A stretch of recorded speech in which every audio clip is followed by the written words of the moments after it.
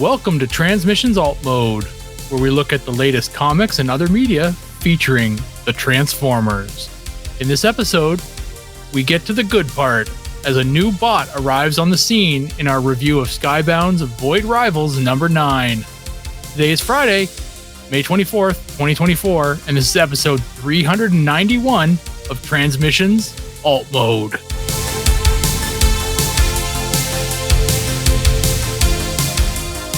Welcome to Transmissions Alt Mode, the podcast that hopes the Skuxoid finds his family.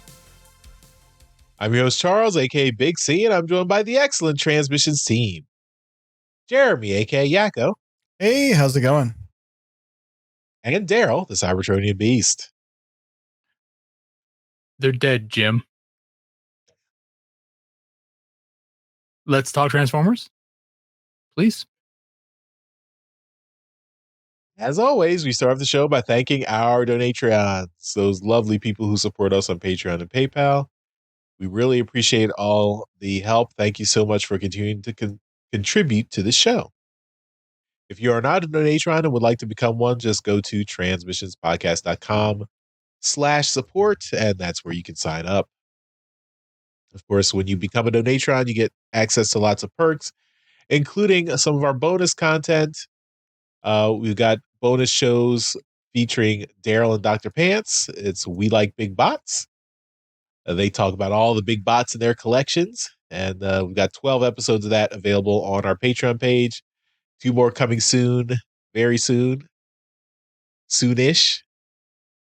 Sooner rather than later. We'll see. Some point.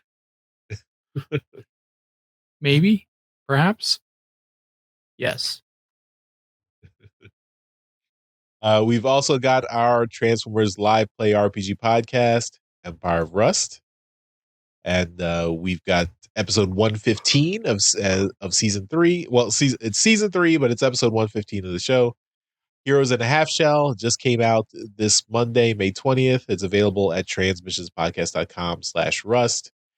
If you want episode 116, the bonus version of that will be out this coming Monday, available for all our Donatrons. So you get that early before the regular show comes out in 2 weeks. So look forward to that. We still got our exclusive Skybound Transformers number 1 comic with cover art by E.J. Sue. That's available on our website at transmissionspodcast.com/comic.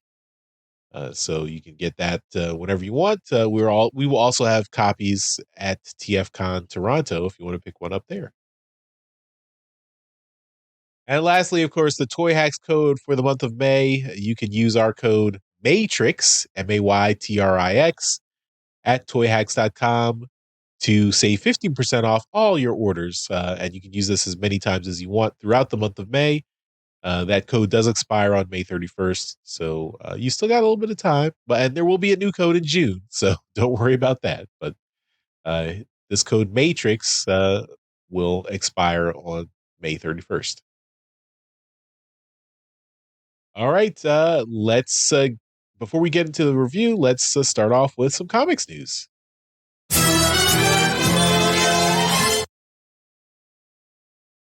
Okay, first up, we got Skybound re-releasing old Transformers comics. This is the Transformers Compendium Volume 1. We have an Amazon listing. This will be out next February of 2025. And will collect issues 1 through 44 of the original Marvel Transformers comic. So, of course, celebrating the 40th anniversary of Transformers on the 41st year. So, a little bit late, just a little bit late for the publication. But, if you are not familiar with the Marvel Transformers comic series, I would encourage you to pick it up. This is this is what started it all. Even before the cartoon came out, the Marvel comic came out, and then the treatment that was done in Marvel Comics was also the basis for the cartoon when they developed it. So a lot of history there. Of course, Bob Budiansky is a big part of the original Transformers run. So I encourage you to check it out. Yeah, and it's nice that they're basically doing half of it in volume 1 versus I think IDW did like 12 or 13 issues for each volume. So 2 volumes, you're going to get the entire US run. So hopefully that means they're also going to do the UK run. There's many, many more issues. Yeah. That would be like maybe 10 compendiums or so. I don't know. I mean, well, a lot of the UK issues were reprints of the US. So if they just do the UK exclusive stuff, Oh, that's true. Yeah. Yep. I don't know. All right. Next, we've got solicitations for August of 2024. So the series are continuing. Um, we won't talk about any summaries or anything, but you can see just some of the cover art there. But we've got Transformers number 11 and Void Rivals number 12. So those will be out. And of course, we've got another re-release of Transformers number 1. So this is the 40th anniversary re-release of the original Marvel Transformers number 1. So just a single comic with new cover art. And it's a new newsprint. Oh yes, it's on newsprint. So get that original 80s feel and smell for the comic. I wonder what the cost will be. That I hope it's not a $4. $3.99. Yeah. Oh, okay. Oh well. I like that they've replaced all the Marvel branding and stuff with their own name and stuff. Yeah. Mm-hmm. Cool.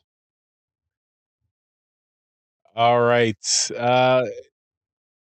Continuing the Skybound celebration, we've got celebrating the first anniversary of the Energon universe. So in June, a bunch of variant covers will be released for all the Energon universe titles. So that's now we've got Destro, Scarlet, Transformers, and Void Rivals as the 4 titles for the month of June.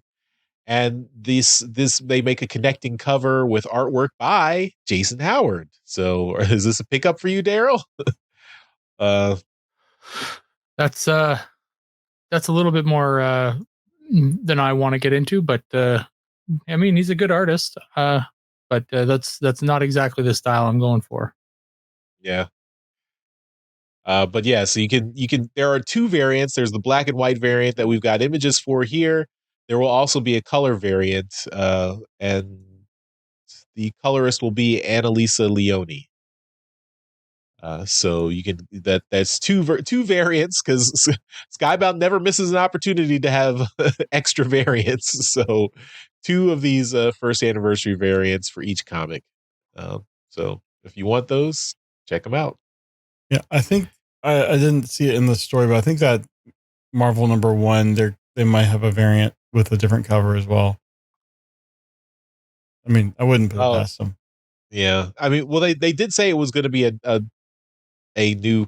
I guess I thought that meant they were just doing a whole new cover, or maybe they're doing the original. Oh yeah, sorry, yeah, all new variant cover. But I don't know. The thing here says cover art Bill Sienkiewicz. Oh, okay. But I think they are going to have a new cover as well. But why put out 1 comic when you can put out 2 and make people buy more?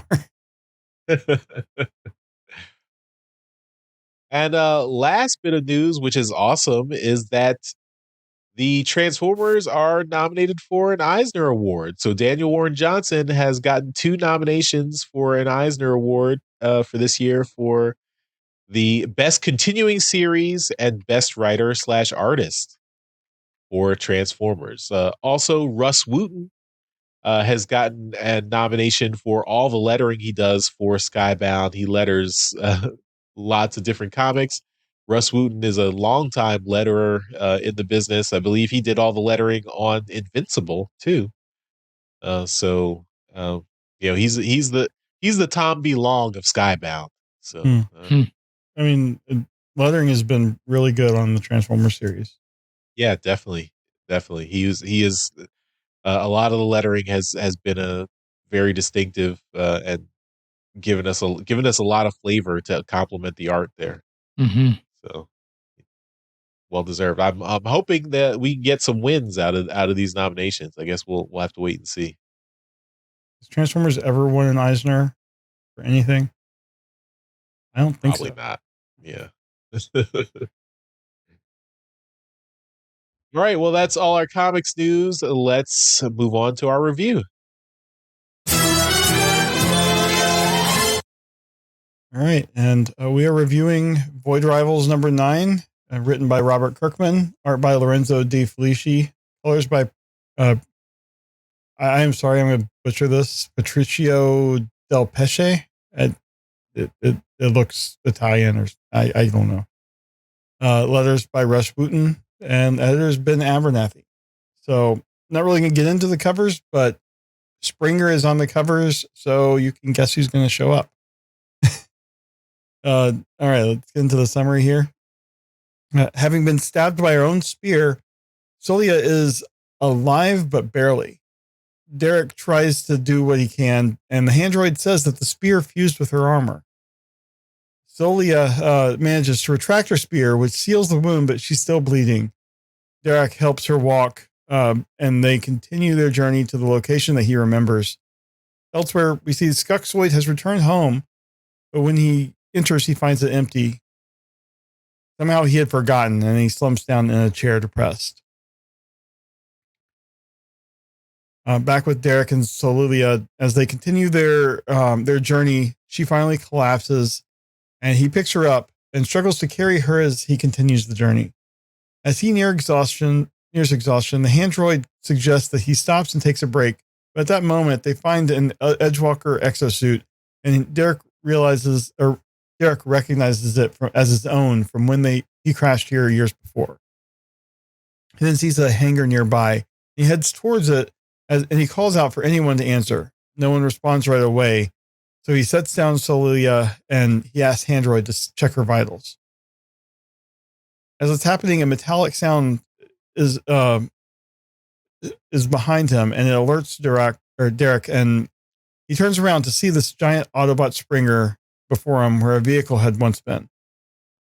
Springer's surprised at Derek's lack of surprise in seeing him, and then he asks if his companion's dead. Springer then begins to take a look and realizes that they're organic. He had assumed that they weren't, and he had detected Handroid as the one that he had been talking with. Springer says that there's not a lot of supplies there, especially for a humanoid, but he's also been there for a while. He's not able to say much more as a blast suddenly lands on the ground between them. Proximus had found them. Springer initially just blocks Proximus's attacks, thinking that he's not very dangerous due to his size. Insulted, Proximus blasts Springer again. That got his attention as Springer draws his sword. Springer's surprised as Proximus is a match to his attacks. As one of his sword thrusts is blocked and driven into the ground, Proximus then runs up the length of the sword and attacks Springer from the hilt. Springer then grabs Proximus in his hand, but gets a shock for it and drops him. Derek recovers from the initial blast and immediately has Handroid check Solia again. Her vitals are low and she's nearly dead. As he searches her for anything that can help, he finds a green glowing device, and he doesn't understand what it is. On Quintessa, the scientist has the Quintesson's attention. The scientist had been examining the material in the Zertonian vessel they had acquired. The alloy traces back to ancient Cybertron, and he believes that the Zertonia that it comes from could be connected to Zerta Trion. Hearing this, the scientist is immediately executed by the Quintessons for saying a name that was long forbidden. To be continued. All right, so I enjoyed this issue a lot. The Springer stuff was interesting. I don't know, his speaking lines were a little bit off character for me. I think, I don't know. I need to probably have another issue or so with this just to kind of get back into seeing Springer. But I loved the fight there. I loved how he didn't really, consider Proximus as a threat because of his size. And then, it also showed how much of a threat he is. And then getting into things with the Quintessons, they're bringing this into like the Cybertronian history, and we're going to kind of see how it all connects. So lots of groundwork was laid here that I really enjoyed.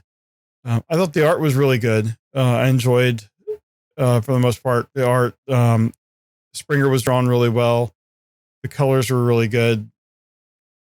I don't know. My only real downside to this whole book was the Skuxoid bit. I mean, it just, I don't know, just a single thing like, hey, family, I'm home. And then, oh, yeah, I forgot that no one's here. It just need a little bit more if you're going to just like lay that comment with no other reasoning behind it. Because he had been talking up his family in previous issues and stuff. And then we just get like basically one page of that. Need a little bit more. And it kind of takes me out of the story that I'm getting into. I already I had to like go back to the last issue to like realize like, why was she stabbed? I couldn't remember. So I don't know, that one page interlude just kind of took me out of it for a bit. I would rather have at least a couple pages more meat. But I don't know, that was basically it. I enjoyed the issue overall. I really like the lore stuff that they're dropping, and hopefully we get a lot more answers soon. So Daryl, you've been very critical of all the non-Transformer books. This one has a Transformer in it. What were your thoughts? This one was okay. I mean, yeah, I have been critical. This one gave us a Transformer pretty quickly, and a bit of a backstory. The Skuxoid's family is dead.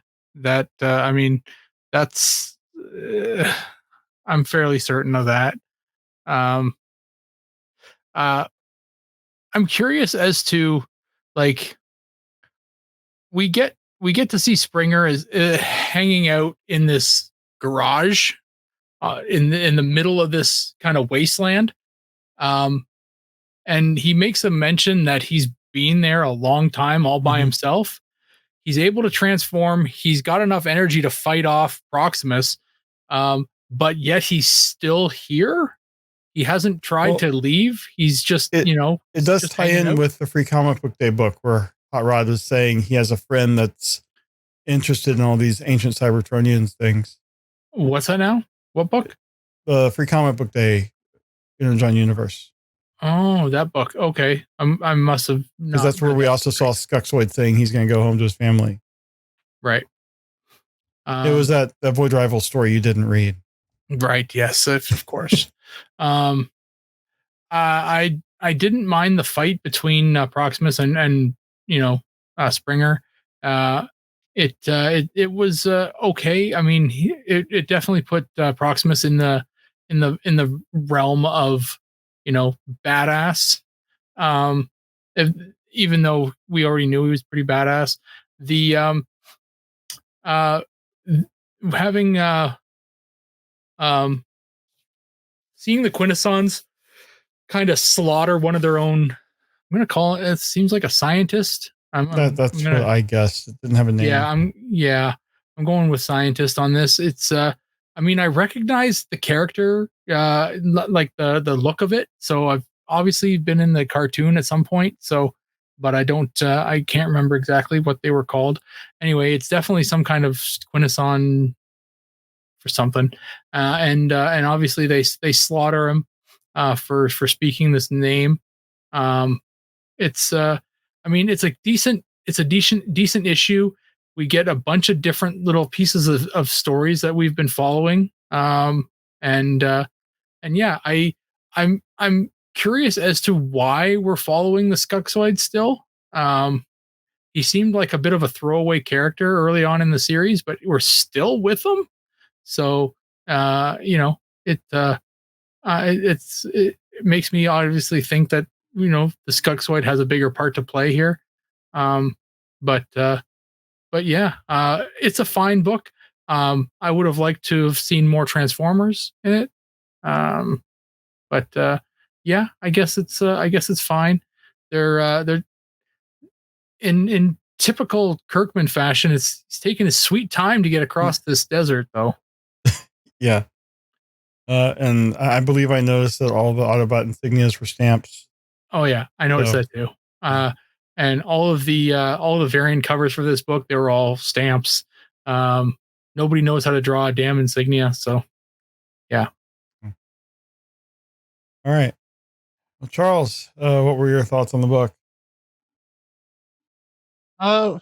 Largely in line with Daryl. I mean, I was happy to see the appearance of Springer. I was happy to see some of the tidbits of lore we're getting. Just the Zerta Tryon reveal was interesting. Is that a name Curious. that exists before? No. I was going to say I didn't recognize it from anything. You would think, though, for a race as smart as the Quintessons, they would see the name Zertonian and realize, oh, there's this other name that we're not allowed to say. They're probably related. Mm-hmm. Yeah. So that is piquing my interest. Who Zerta Tryon is, why they are somehow responsible for starting the Void Rivals Society, like the Agorians and the Zertonians, and how they tie into Transformers, and how they tie back to Cybertron, and tie forward to these two people. So I'm curious about that.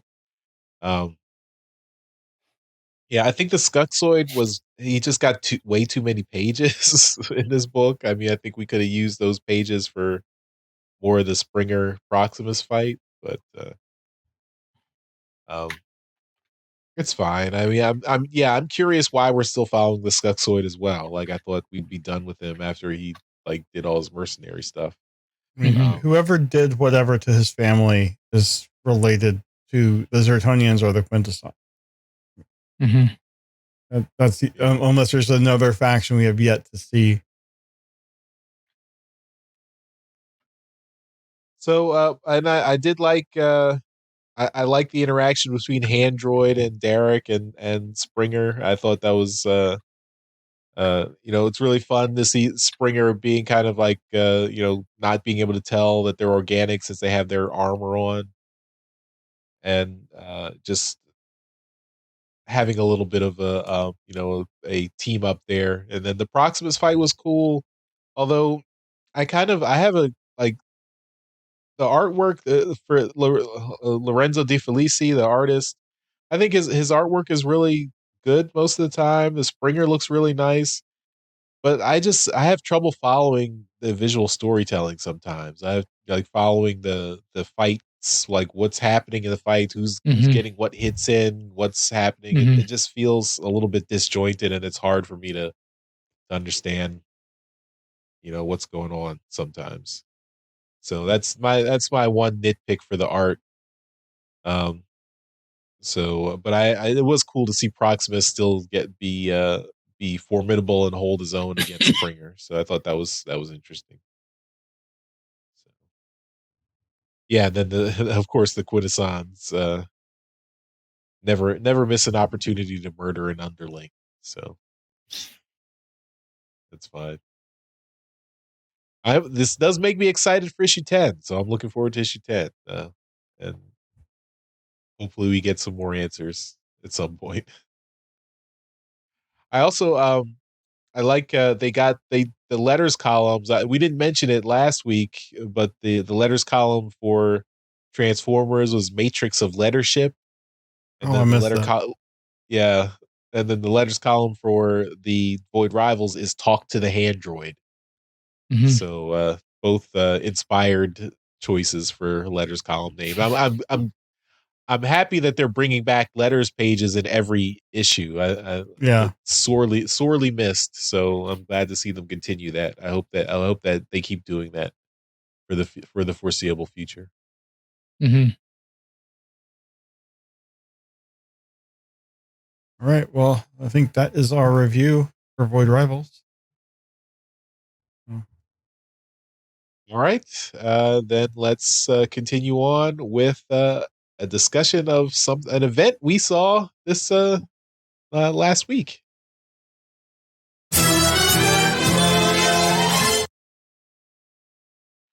All right. Well, last week was the the cinema event for the Transformers 40th anniversary, where they had a showing in movie theaters where you could see the first 4 episodes of the Transformers original cartoon series that premiered in 1984. And they did something special for the first episode. They actually did a table read with a lot of the original voice actors for that first episode. So you had, Dan Gilvezan was there, Frank Welker, Peter Cullen, Greg Berger, uh, Michael Bell, and a couple of new faces. Of course, we had a couple of new people since a lot of the actors have passed on. So of course, Chris Latta is not available for Starscream. So we had Frank Todaro, who has been voicing Starscream in several series in the last few years. We had Scatman Crothers is not available for Jazz. So we had I forget the gentleman's name. RF Kinchin. RF Kinchin, who voiced Jazz in Robots in Disguise 2015 for that series. So he reprised the Jazz role for G1 Jazz. They both did excellent. Yeah. So it was really fun. It was watching that.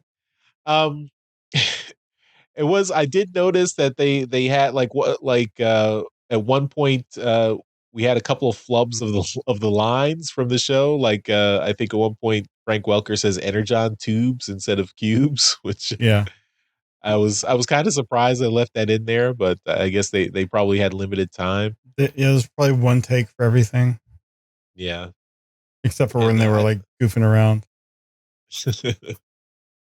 And then there was one other flub that I caught, but not, I can't remember exactly what it was. But so it's not important. It wasn't important. That there was a very little, but other than that, it was a cool to see that synchronized with the original animation.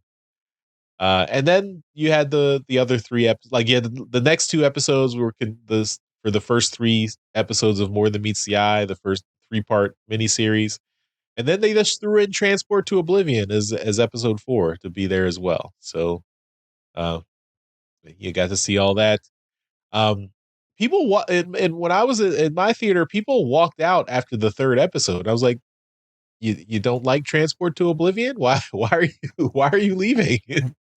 I had forgotten that it was going to be 4 episodes, and I had told my son 3, and like we all went as a family, and he looked over and he's like, I thought you said it was only 3 episodes. I'm like, sorry, it's a little bit too slow for him.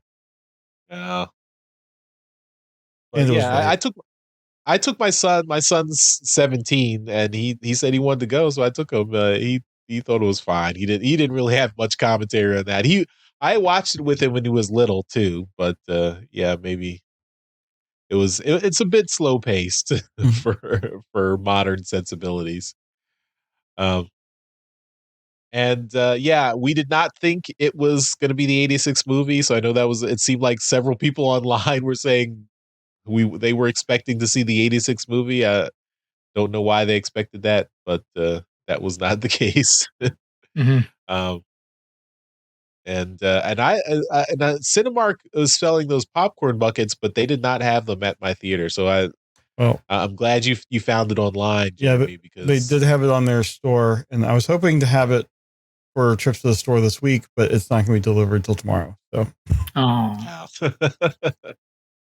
oh well.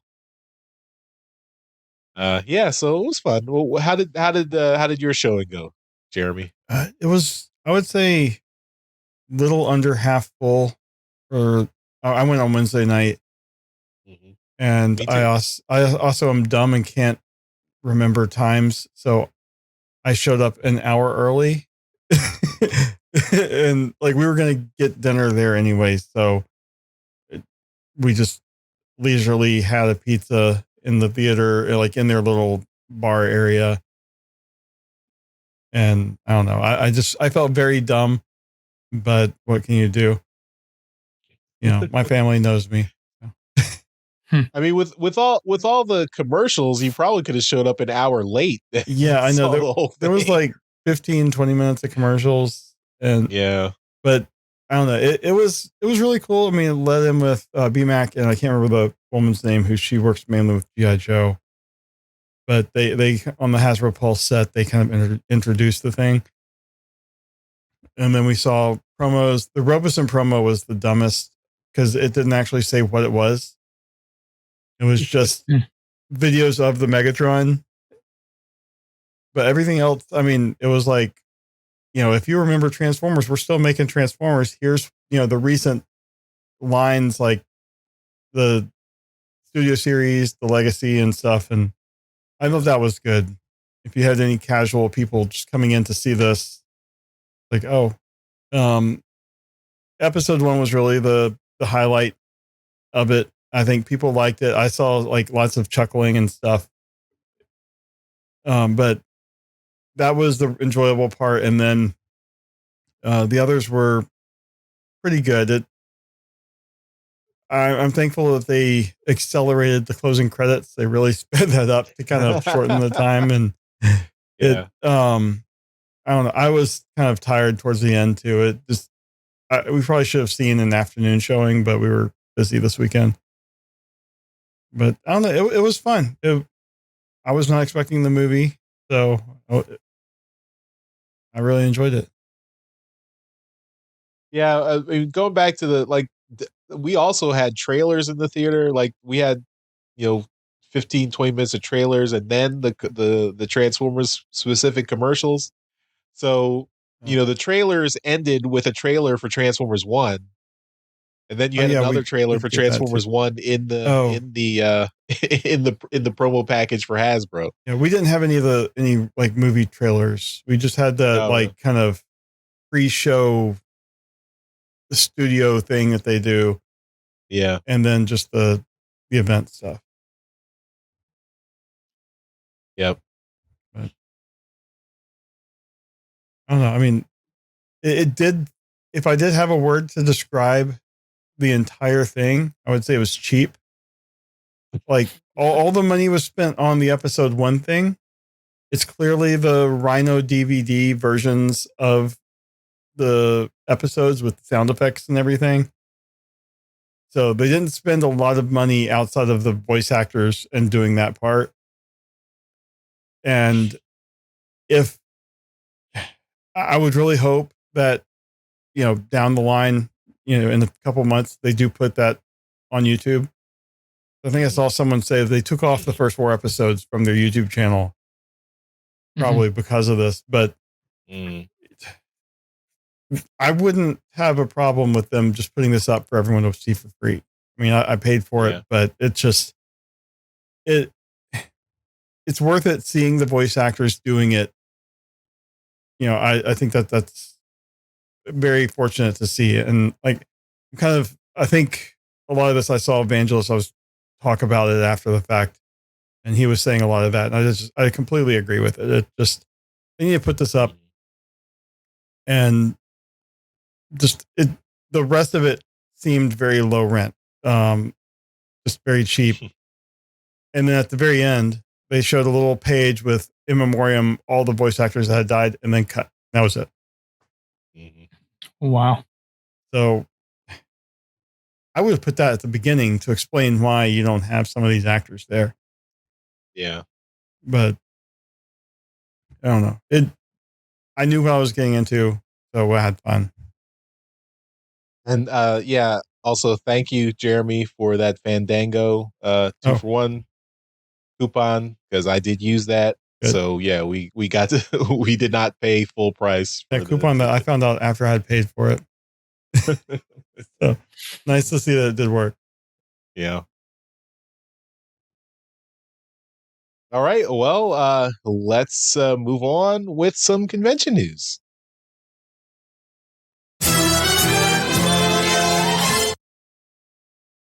All right. So we have an announcement for CybFest Northwest. This will be August 3rd in Kent, Washington, at the Kent Commons Community Center. And every year they get a big guest to come, and then it's basically just toy show and some smaller panels and stuff. It's like a 1 room, 1 day convention, very small. But this year they got Sue Blue. She's going to be joining them as their special guest. She's going to have autographs and a Q&A panel. So I think this will be a lot of fun for everyone that gets to go there. I have yet to be at a convention that she's at. She was supposed to be at a TFcon that I was going to be at, and then I think broke her leg or something. So one day I will get to have an interaction with her. But I think if you go to a smaller show like this, you're more likely to actually have like a really decent interaction because there's going to be a much fewer amount of people at the show. So hopefully people that go there, check it out. I know our friend Mike Seibert is heavily involved in CybFest, and he will probably have stuff to say as they get closer. Next up, TFcon Toronto has announced that Bob Budiansky is going to be attending. He was the creator of much of the G1 character names, comics, and with his announcement, now they're going to have both of the major writers of Marvel G1, him and Simon Furman. So this is July 12th through 14th in Mississauga, Ontario, Canada. And Charles, I know, is super excited. So Yeah. Be sure to check that out. I mean, no offense to Bob Budiansky, but I've seen him several times. Simon Furman, I have not got to see in person. So yeah. Have you seen them both together? No, I have not. So that would also be, if I can get a picture with both of them together, that'd be awesome. Yeah. He's going to have a Q&A panel. We know he has like a standard panel he does, but he kept all of his notes and he has them all scanned and stuff. But I would like to see it. Well, I'm not going to be there, but I would like to see them do a panel with both him and Simon Furman together. I've seen them interact before. They're friendly. They have a good rapport. So I think that would be very fun. Yeah. Yeah. I mean, they both tell the story of how Bob Budiansky handed off the Marvel comic to Simon Furman. Like he came to the UK and they had lunch together and he said, yeah, I'm going off the book. So if you want to take it over, I'd be happy to pass it on to you. And so because Simon had already been doing UK original stuff. Yeah. So it was cool to see that, that they were, kind of buddy there. Yeah. And of course, in the 80s, there's no internet, there's no like super fast communication. So yeah, you gotta go see them in person to have a conversation. Long distance is still a thing. If you call someone long distance, it's still expensive. They're already having to like fax the pages to New York and stuff. Yeah. Yep. Cool. And Bob Budiansky was at TFcon LA this year, so maybe he's hitting all 3 TFcons this year. I don't know. I mean, I think they're both hitting a lot of cons for the 40th anniversary. Yep. All right, let's finish up the show with some feedback.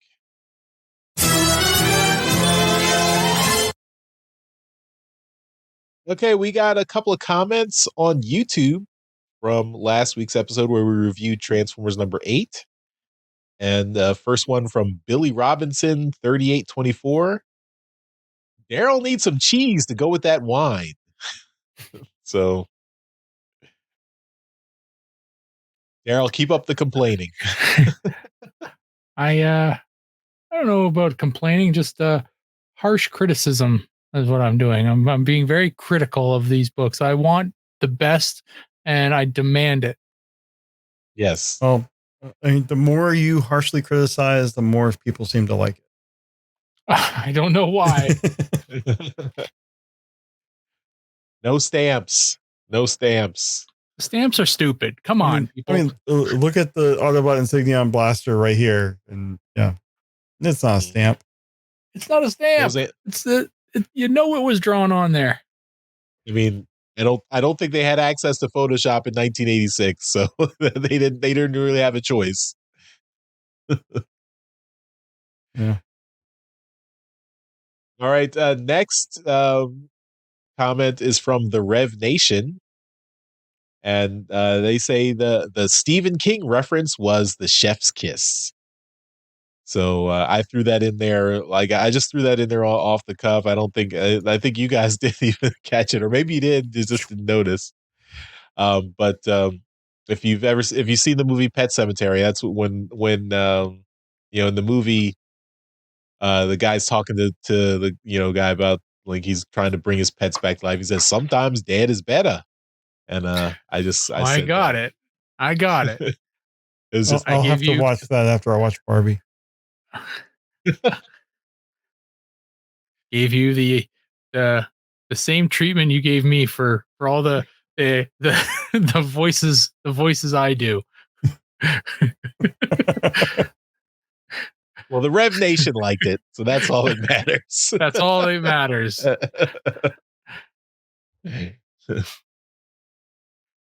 Okay, that's all the feedback for this week. So that takes us to the end of the episode.